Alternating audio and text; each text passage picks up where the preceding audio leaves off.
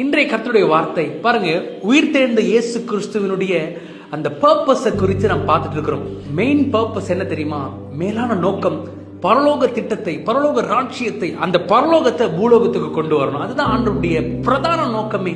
பாருங்க, அன்றைக்கு மகதலேனா மரியாள் உயிர்த்தெழுந்த இயேசு கிறிஸ்துவை தொடர்றதுக்காக போறாங்க. ஆண்டவர் சொல்றாரு, என்ன தொடாத, பரலோகத்துக்கு நான் போயிட்டு என்னுடைய ரத்தத்தை நான் கையில் எடுத்துக்கொண்டு அங்க இருக்கிற மகா பரிசுத்த ஸ்தலத்தில் இருக்கிற கிருபாசனத்தில் நான் தெளிக்கணும்.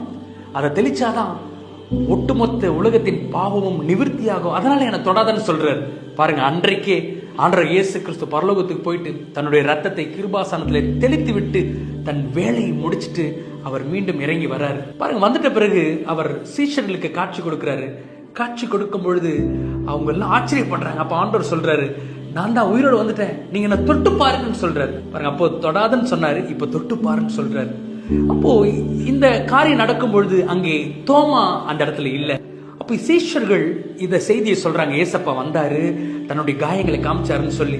தோமா நம்ப ரெடியா இல்ல, அவருக்கு விசுவாசம் இல்ல. அவர் சொல்றாரு, இல்ல இல்ல, அவர் வந்து நான் கண்ணால பார்த்தாதான் நான் நம்புவேன்னு சொல்றாரு. பாருங்க, அந்த தோமாவுக்காக, ஒரே ஒரு தோமாவுக்காக ஆண்டவராக இயேசு கிறிஸ்து ஒரு டைமை ஃபிக்ஸ் பண்ணி, ஒரு டேட்டை ஃபிக்ஸ் பண்ணி அவர் மெனக்கெட்டு பிரயாசப்பட்டு வருகிறார்.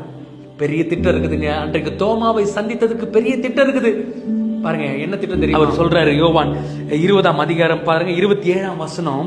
பின்பு அவர் தோமாவை நோக்கி, நீ உன் விரலை இங்கே நீட்டி என் கைகளை பார், உன் கையை நீட்டி என் விழாவிலே போடு, அவிசுவாசியாயிராமல் விசுவாசியாயிரு என்றார். பாருங்க, ஒரு தோமாவுக்காக ஆண்டவர் வந்து தன்னுடைய காயங்களை காமிச்சு தொட்டு பாருன்னு சொல்றாரு.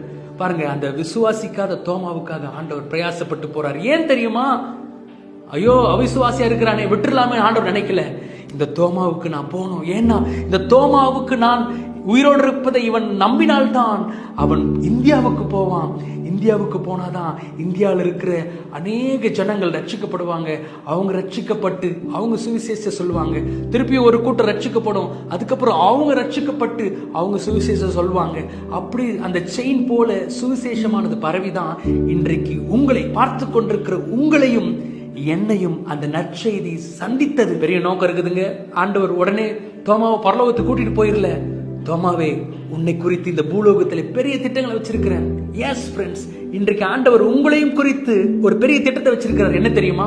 அந்த தேவ ராட்சியத்தின் சுவிசேஷத்தை இப்பொழுது நாம் வாழ்ந்து கொண்டிருக்கிற இந்த உலகத்திற்கு நீங்களும் நானும் தான் அறிவிக்க வேண்டும், கொண்டு செல்ல வேண்டும். எனவே ரெடியா இருங்க, ஆயத்தமா இருங்க. அந்த சுவிசேஷத்தை விசுவாசிங்க, உயிர்த்தெழுந்த இயேசு கிறிஸ்துவை விசுவாசிங்க. உலகத்திற்கு நற்செய்தியை கொண்டு செல்லுங்க. God bless you.